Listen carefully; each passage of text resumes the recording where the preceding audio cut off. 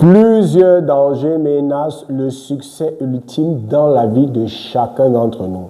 Et dans cette session, je vais adresser un de ces dangers qui est responsable, à mon avis, de la frustration de plusieurs, qui est responsable du sentiment d'ingratitude de plusieurs malgré des réussites qu'ils ont pu accumuler au cours de leur vie, ou du sentiment d'échec qui anime plusieurs malgré les grandes réalisations que ces personnes ont pu réaliser tout au cours de leur vie, dans leur projet, dans leur business ou dans je ne sais quelle vision.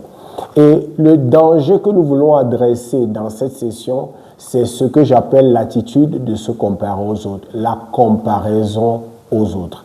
Et d'entrée de jeu, laisse-moi te dire que lorsque je parle de se comparer aux autres, je ne parle pas de s'inspirer des autres. La comparer à quelqu'un, se comparer aux autres, c'est se mesurer aux autres. Se comparer aux autres, c'est rivaliser avec les autres. Se comparer aux autres, c'est mesurer son succès à sa capacité à dépasser les autres. Ce qui est différent, totalement différent lorsque je m'inspire des autres. Lorsque je m'inspire de quelqu'un, il est mon modèle. Je l'admire, il est ma source d'inspiration et je tire de cette admiration, je tire de ce modèle qu'il est, auquel est pour moi, pour pouvoir libérer mon potentiel, surmonter mes difficultés, aller plus loin des fois que ce que cette personne qui me sert de modèle a pu réaliser. Je ne trouve pas dans cette personne un rival ou une rivale, mais je trouve dans cette personne un motif pour devenir meilleur, un motif pour aller même plus loin que ce que cette personne a pu réaliser. Et à ce moment, vous voyez qu'il y a une grosse différence entre se comparer aux autres et s'inspirer des autres. Beaucoup de personnes, malgré les grandes choses qu'elles ont pu réaliser, malgré des réalisations importantes qu'elles ont pu mettre sur pied, continuent de se sentir inférieures, continuent d'être animées par ce sentiment d'échec, parce qu'il y a cette attitude en nous, très souvent, qui veut que nous nous comparions aux autres. Nous tous, à un moment donné, nous en avons souffert, nous en souffrons, ou nous continuons à nous battre avec cela. Et c'est important donc dans une session comme celle-ci que je partage avec toi 5 vérités sur le danger de se comparer aux autres que nous devons toujours garder à l'esprit, qui vont nous aider à nous élever. Toutes les fois que ce type de sentiment va envahir nos pensées, envahir nos cœurs, nous saurons comment nous en défaire. Parce qu'il est dit quelque part, vous le savez, le Christ a dit, vous connaîtrez la vérité et la vérité vous affranchira. Très souvent, l'arme ultime pour se défaire des dangers qui nous menacent, particulièrement dans le cadre de cette session, menant notre succès ultime, ce n'est que la connaissance de la vérité. Lorsque je connais les vérités attachées au danger de se comparer aux autres, le simple fait de me les rappeler, lorsque je sens ces pensées monter en moi, va m'aider à m'en défaire et à garder le cap pour avoir la bonne attitude. Peut-être tu en souffres aujourd'hui. Peut-être c'est l'une des raisons pour lesquelles tu es frustré, parce que tu es constamment en train de comparer ce que tu as réalisé par rapport à ce qu'une autre personne a réalisé, ce que tu as fait par rapport à ce qu'une autre personne a réalisé, et tu ne te sens pas accompli, tu ne te sens pas heureux, parce que tu es toujours en train de te mesurer à cette personne. Écoute bien ces 5 vérités, ça peut faire toute la différence dans ton cas. La première vérité, c'est de savoir ceci, elle est simple mais elle est puissante. C'est qu'il y aura toujours quelqu'un qui te dépasse et il y aura toujours quelqu'un que tu dépasses. Ça, c'est une vérité. Lorsque tu l'intègres dans ton mindset, ça t'humilie et ça te rend humble. Il n'existera pas un moment dans ta vie où tu seras cette personne qui va dépasser tout le monde dans ton ère, dans ton temps, dans ta saison et dans l'histoire de l'humanité. Il y aura toujours quelqu'un qui te dépasse et il y aura toujours quelqu'un qui te dépasse. Et à partir de ce moment, tu es obligé de devenir humble. Parce que quelle que soit la grandeur de tes prouesses, tu sauras relativiser ce que tu as pu accomplir par rapport à ce que les autres ont pu accomplir et pouvoir apprécier le fait que, bien que ces autres aient accompli des choses qui sont extraordinaires, moi aussi j'ai tout de même accompli des choses extraordinaires parce que les contextes sont différents, parce que les ressources que les uns et les autres disposent pour réaliser ce qu'ils réalisent sont différents, parce que les mindsets sont différents, parce que les approches que nous utilisons sont différentes, ce qui fait qu'à un moment donné, nous ne pouvons pas forcément avoir les mêmes réalisations. Toi qui es né dans un contexte où tu n'as peut-être pas appris le codage, tu n'es pas né dans un environnement d'entrepreneur, tu n'es pas né dans un environnement où l'écosystème est propice à financer par exemple les startups ou ceux qui veulent se lancer dans des projets. Et malgré ça, tu réussis à t'élever et à bâtir un business prospère. Si tu commences à te comparer à une personne qui est née dans un autre environnement, qui a eu des avantages que tu n'as pas et que tu commences à voir que parce que toi, tu n'as pas arrivé à ce niveau de réalisation que cette personne, tu as échoué, alors tu fais une grosse erreur parce que tu n'intègres pas ce qu'on appelle les facteurs de contingence. Tu n'intègres pas le contexte, tu n'intègres pas le système dans lequel tu évolues, tu n'intègres pas ton cadre familial, tu n'intègres pas ton background, tu n'intègres pas un certain nombre de choses. Mais lorsque tu commences à intégrer ces choses, tu te rends compte que tiens, j'ai réalisé quelque chose d'extraordinaire dans mon contexte qui n'est peut-être pas aussi extraordinaire sur le plan des métriques, sur le plan des chiffres, comme ce que celui qui est aux États-Unis a pu réaliser. Mais lorsque je tiens compte de mon contexte, je me rends compte que j'ai réalisé quelque chose d'extraordinaire. Il est important que tu saches, quel que soit ton niveau d'accomplissement, quel que soit ton niveau de dédication, quel que soit ton niveau de discipline, quel que soit ton niveau de focus ou d'acharnement, ça va toujours être comme ça. Et tu as le choix, comme on a l'habitude de dire, soit de regarder le verre à moitié plein, soit de regarder le verre à moitié vide. C'est bien, oui, de continuer de se projeter sur des choses que je pourrais réaliser, mais c'est aussi très important de pouvoir aussi apprécier le chemin parcouru. Au lieu de te focaliser sur le gap, focalise-toi sur le gain. Au lieu de focaliser sur la partie qui te reste à traverser, focalise-toi aussi et apprécie le chemin parcouru par rapport à là d'où tu viens. Parce que si moi, je n'ai pas eu le même départ que les autres, mais j'ai réalisé quelque chose d'extraordinaire, je ne peux pas me comparer à ces autres personnes. C'est un danger parce que nous n'avons pas eu le même départ. Si nous sommes sur une course, par exemple, de 200 mètres, et que moi, je commence au point 0 et quelqu'un commence au point 80, ça veut dire qu'il a 80 km d'avance sur moi. Ça veut dire que pour arriver aux 200 mètres, il n'a qu'à traverser 120 mètres, alors que moi, j'ai traversé 200 mètres.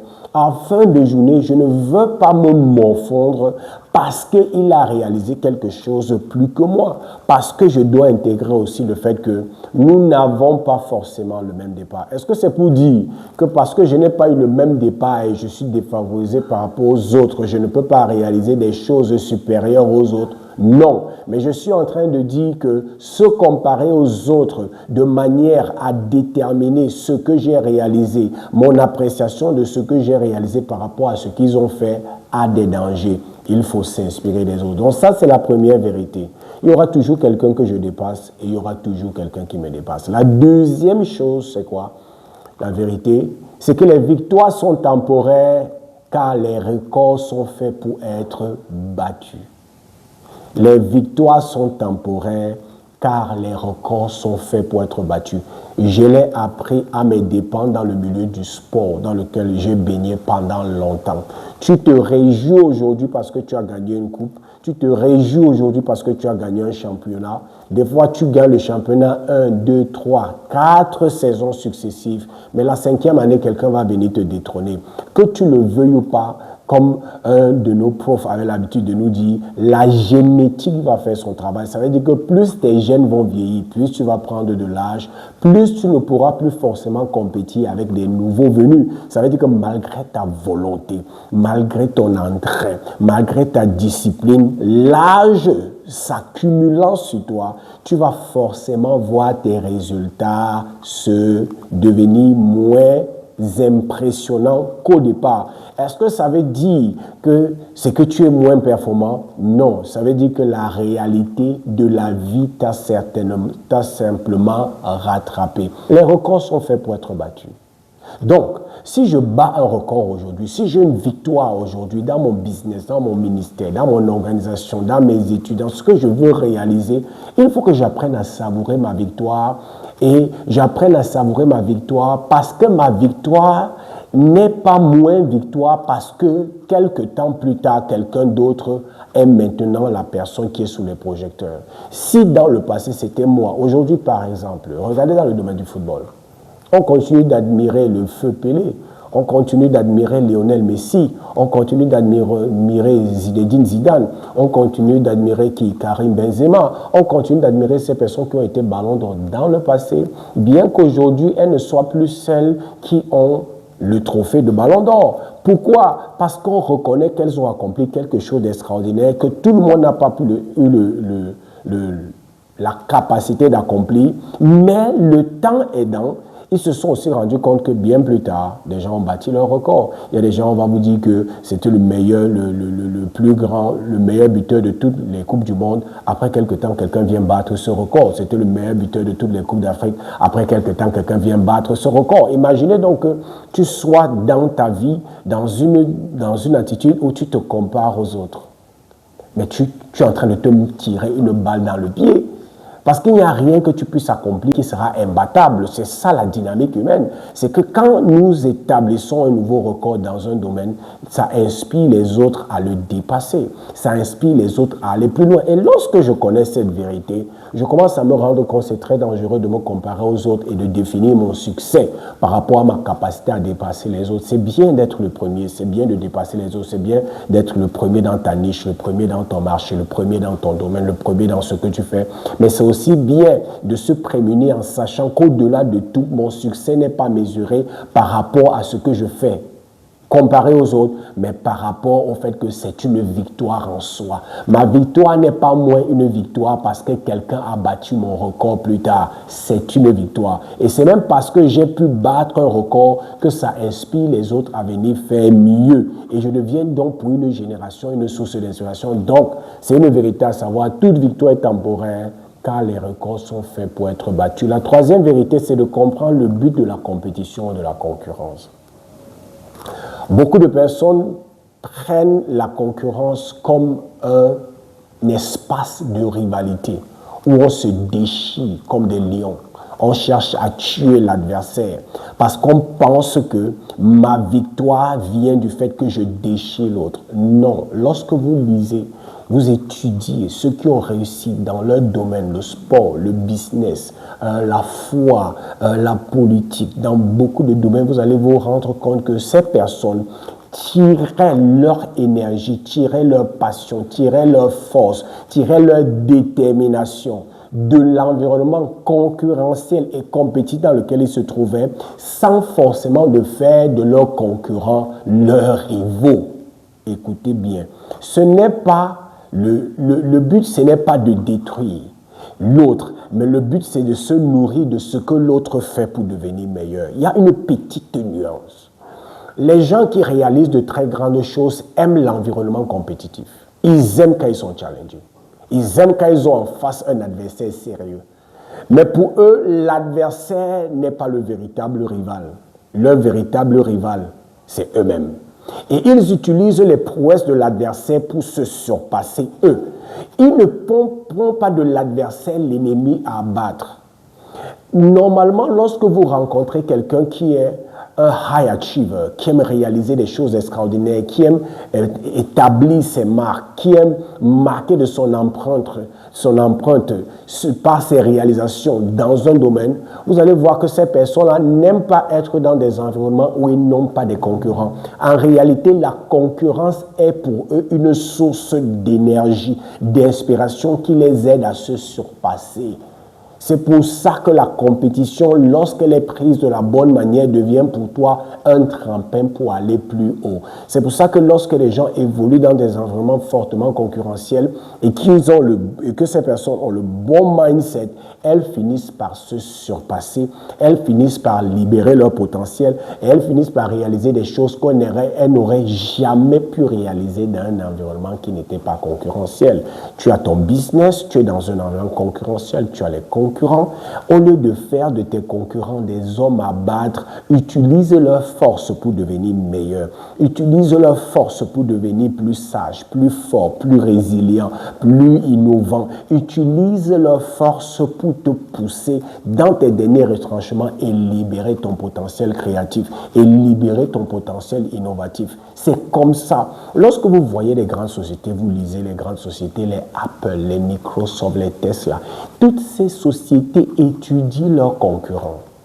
La bataille est telle que j'étudie mon concurrent et je prends ce qu'il y a de mieux chez mon concurrent et j'utilise les faiblesses de mon concurrent et j'utilise la menace que mon concurrent fait peser sur mon business pour bâtir un meilleur produit, pour présenter un meilleur service, pour être plus compétitif et plus valeureux pour le client sur le marché.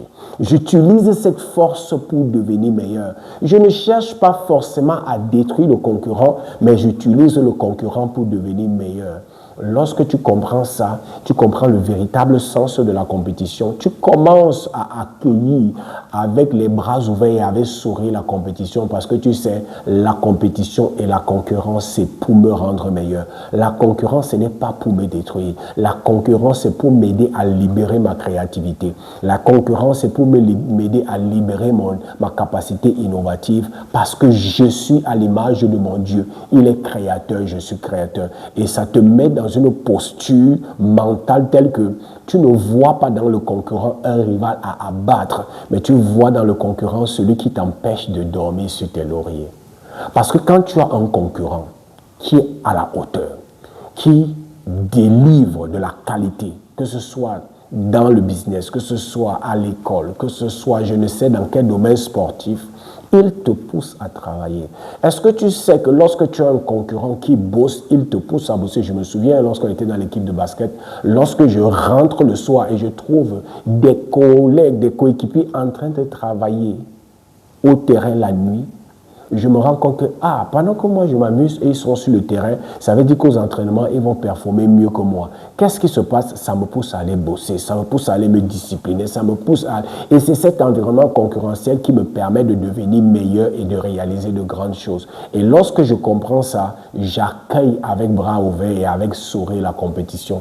Parce que je comprends que le but de la compétition, ce n'est pas me détruire, c'est un catalyseur. C'est un booster de potentiel, c'est un catapulteur de destinée. Donc il est important que tu comprennes cette vérité, le véritable sens de la compétition et de la concurrence. La quatrième vérité, c'est de savoir, ma mission sur la terre n'est pas de surpasser les autres, mais d'arriver à destination avec mes capacités dans les délais qui m'ont été imposés par le Créateur. Je reprends. Ma mission sur la terre n'est pas définie par ma capacité à surpasser les autres, mais par ma capacité à arriver à destination avec les capacités qui m'ont été données et dans les délais qui m'ont été imposés par le Créateur. C'est simple, mais c'est puissant. Laisse-moi te donner cette analogie. Imagine que tu sois un véhicule et qu'il y a d'autres personnes qui ont les capacités d'un avion. Un avion de ligne d'abord. D'autres personnes qui ont les capacités d'un avion de chasse. D'autres qui ont les capacités d'un avion furtif. D'autres qui ont les capacités d'un Concorde. Vous ne pouvez jamais arriver tous en même temps à destination. Et vouloir te comparer, toi, en tant que voiture, à quelqu'un qui est un avion, c'est te tirer une balle dans le pied. Il va toujours arriver plus vite que toi. Pas parce que tu es mauvais, mais parce qu'il est constitué pour arriver plus vite que toi. Sa nature et ses capacités divines innées font en sorte qu'il va forcément arriver plus vite que toi. Maintenant, si toi tu es la voiture la plus rapide même, et tu te compares à un avion furtif ou à un Concorde, mais tu es en train, comme on dit au quartier, de courir dans le sac. Il va toujours te dépasser. Et s'il va toujours te dépasser, est-ce que ça veut dire que tu as échoué? Non, parce que celui qui t'a créé ne va pas te juger par rapport à ta capacité à aller aussi vite qu'un Concorde. Il va te juger par rapport aux capacités qu'il t'a données. Il va te juger par rapport aux ressources qu'il t'a données. Il va te juger par rapport à la destination qu'il t'a fixée. Et il va te juger par rapport au temps qu'il a imparti pour que tu puisses y arriver. Aussi simple que ça. Il ne viendra pas te dire que tu as un succès ou tu as un échec parce que tu as dépassé le Concorde. Tu as un succès ou tu as un échec parce que tu pars plus vite qu'un drone. Tu as un succès ou un échec parce que tu pars plus vite que la tortue. Tu as un succès ou tu as un échec parce que tu pars plus vite que le Concorde. Non. Il va te juger par rapport à la mission qu'il t'a donnée toi, par rapport aux capacités qu'il t'a données toi, par rapport aux ressources qu'il t'a données toi et par rapport au temps qu'il t'a donné pour réaliser ta mission. C'est ça qui va déterminer ton succès.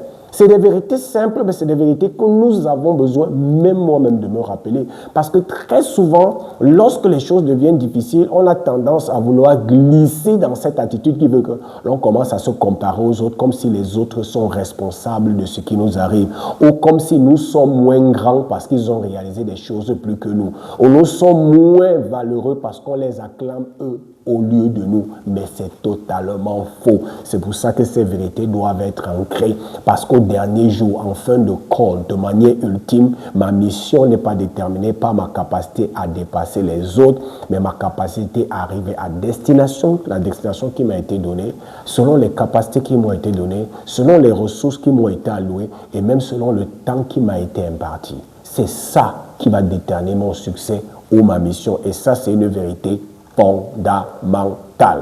La dernière vérité, c'est de savoir que nous n'avons pas la même utilité. Et si nous n'avons pas la même utilité, nous n'avons pas la même mission parce que nous sommes comme des membres différents d'un seul corps. Imagine que la main se compare au pied, ou que la main se compare à la tête, ou que la main commence à se comparer au cœur. Mais tu ne vas jamais arriver. Parce que tu es d'abord structurellement et intrinsèquement constitué de manière différente. Tes fonctions sont différentes. La fonction de la main n'est pas la fonction du pied. Imagine que la main passe le temps à se plaindre parce qu'elle ne réalise pas les choses que les pieds réalisent. Mais est-ce que la main va s'en sortir? Un, elle ne réalisera jamais ce que le pied va réaliser. Et deux, elle finira toute sa vie frustrée. C'est pour ça que j'aime toujours cette citation de Einstein qui dit que si vous comparez un poisson ou vous jugez un poisson à sa capacité à grimper sur un arbre, ce poisson passera le restant de sa vie à penser qu'il est stupide. Pourquoi? Parce que ce n'est pas dans son utilité intrinsèque. Ce n'est pas dans ses capacités. Un, il n'est pas fait pour vivre hors de l'eau. Son environnement, c'est l'eau. Deux, il n'a pas la capacité de grimper. Il a la capacité à nager. Et trois, il ne peut pas se comparer à un singe qui grimpe à un arbre. Parce que, un, ils ne sont pas constitués de la même manière, structurellement différents, intrinsèquement différents, dans des environnements différents, avec des capacités différentes, bâties de manière différente. De même que le singe ne peut pas venir dans l'eau et espérer faire ce qu'un poisson fait. De même, le poisson ne peut pas grimper sur un arbre ou espérer faire ce qu'un singe fait. Pourquoi? Parce que nous n'avons pas la même utilité. Nous n'avons pas été destinés pour accomplir les mêmes choses, pour servir le monde de la même manière. La Bible dit que chacun d'entre nous a reçu des dons et ces dons sont aussi différents autant que nous sommes les uns des autres. C'est comme un corps avec plusieurs membres. Et lorsque je comprends ça, je ne peux pas commencer à me comparer aux autres. Et maintenant, je veux dire un disclaimer. Ça n'encourage pas le succès, la paresse. Ça n'a rien à voir avec la paresse. C'est pour ça que j'ai bien mentionné au départ qu'il s'agit plus de s'inspirer des autres que de se comparer aux autres. Quand je m'inspire de quelqu'un, je tire de l'admiration que j'ai pour lui, de ce qu'il a réalisé, l'inspiration, la passion, l'énergie qui me pousse à me focaliser, à me discipliner pour devenir le meilleur et des fois pour dépasser mon modèle. Ce n'est pas parce que c'est mon modèle que je ne peux pas le dépasser, non. Mais seulement ce n'est pas mon rival. Vous connaissez, ceux qui connaissent un peu l'histoire et le milieu du basket savent que Kobe Bryant avait pour source d'inspiration Jordan. Mais il a battu Jordan à beaucoup de points dans le domaine du basket. Ce n'est pas parce qu'il a pris Jordan pour source d'inspiration, qui est reconnu aujourd'hui pour le GOAT, que dans certains domaines du basket, il n'a pas surpassé Jordan. Et que Jordan, qui est encore vivant jusqu'à aujourd'hui, l'a félicité pour ce qu'il a fait.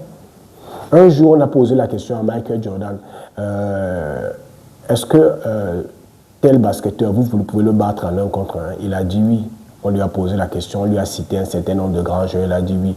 Mais lorsqu'on lui a dit Kobe Bryant, est-ce que vous pouvez battre Kobe Bryant en 1 contre 1? Il a rien, il a dit non. On a dit pourquoi? Il dit qu'il a étudié tous mes moves. Il connaît tous mes moves. Et il les a étudiés à la perfection, si bien que certains d'entre eux, il les fait mieux que moi. Donc il n'y a rien que je puisse faire qu'il ne connaît pas. Je ne suis pas sûr que je peux le battre. Il a éclaté de rire. Mais c'est une rivalité saine, c'est une compétition saine. Kobe s'est appuyé sur cette personnalité qui est Michael Jordan pour devenir meilleur. Mais il n'a pas fait de Michael Jordan son rival. C'était sa source d'inspiration. Donc c'est très dangereux. Ça n'encourage pas la paresse, mais ça nous recadre dans notre mindset. Comment est-ce que nous devons aborder la vie? Et lorsque je me rends compte qu'il y a des vérités comme celle-là, nous n'avons pas la même utilité. Nous sommes des personnes aux utilités différentes, aux constitutions différentes. Je peux être la main, quelqu'un d'autre est le pied. Deuxième chose, notre mission n'est pas déterminée par notre capacité à dépasser les autres, mais par notre capacité à arriver à destination, avec la capacité qui nous a été donnée, les ressources qui nous ont été allouées, le temps qui nous a été imparti, ou lorsque je me rends compte que toute victoire est temporaire et tous les records sont faits pour être battus. Ou en dernier lieu, je me rends compte qu'il y aura toujours quelqu'un qui me dépasse ou quelqu'un que je dépasse. Lorsque ces vérités sont présentes dans mon esprit, lorsque cette attitude, cette pensée de vouloir se comparer aux autres veulent naître en moi et veulent créer en moi de la frustration parce que je me rends compte qu'il y a des gens qui ont réalisé plus que moi, ça m'aide à relativiser, ça m'aide à être reconnaissant pour ce que j'ai réalisé parce que je sais qu'il y a beaucoup de personnes qui n'ont pas réalisé ça et à être reconnaissant aussi pour l'opportunité que j'ai parce que lorsque je trouve qu'il y a un gap peut-être entre moi et quelqu'un qui a réalisé des choses plus que moi, je suis aussi reconnaissant parce que ça m'aide à savoir les domaines sur lesquels je dois travailler pour devenir meilleur. Voilà ces 5 vérités que je voulais partager avec toi, afin que toi aussi tu ne tombes pas dans ce danger qui est cette attitude de se comparer aux autres, afin que tu puisses apprécier chaque victoire que tu remportes, chaque palier que tu franchis, chaque réalisation que tu arrives à mener à l'existence, en même temps que tu restes dans la dynamique du progrès pour devenir toujours meilleur. Parce que vous savez, lorsqu'on est dans la recherche de l'accomplissement, on a cette tendance à ne pas célébrer nos victoires, à seulement regarder ce qu'on n'a pas encore fait et à rester frustré. Mais tu vas apprendre à être équilibré. En même temps, tu célèbres les victoires que tu réalises. En même temps, tu es reconnaissant à Dieu pour les victoires qu'il t'a permis de réaliser. Mais en même temps, tu te projettes vers l'avenir en disant « Ah, je suis à ce niveau, telle personne a réalisé telle chose, ça m'aide à voir là où je vais aller plus tard, ce que je veux réaliser plus tard et comment devenir meilleur. » C'est ça que je voulais partager avec toi. J'espère que tu as obtenu assez de valeur de cette vidéo. Laisse-moi en commentaire quels sont tes avis, quelles sont tes questions, qu'est-ce que tu en penses. Ça va nous aider aussi dans la suite. Et comme j'ai l'habitude de dire, c'était Zoé du Cameroun. Je te souhaite le succès.